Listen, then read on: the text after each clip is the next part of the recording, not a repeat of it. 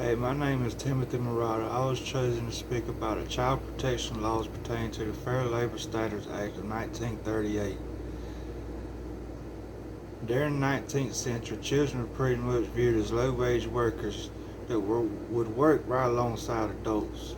Not until the beginning of the 20th century, with the introduction of the Beveridge proposal, did citizens really start taking notice. The proposal was shut down, but it got the wheels rolling in the right direction. In 1938, the federal government enacted the Fair Labor Standards Act. Within the Fair Standard Labor Act were protections for children pertaining to their well-being, health, and educational opportunities. The Fair Labor Standard Act regulated the hours they could work and the working conditions they could be in. No child under 18 can work in conditions considered hazardous.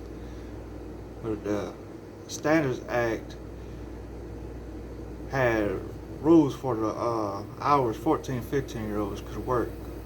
It didn't really have rules for the hours that 16, 17-year-olds could work, which some states may, but it did say certain places they couldn't work as far as, hazardous conditions. The hours for 14 and 15-year-olds, they could work anytime during school hours. But during school, after school, they could work 3 hours on a school day. On a day they didn't have school, they could work 8 hours. As far as a week goes, they could work, during the school week, they could work 18 hours, no more than that. But when they weren't in school, they could actually work 40 hours, no more than 40 hours.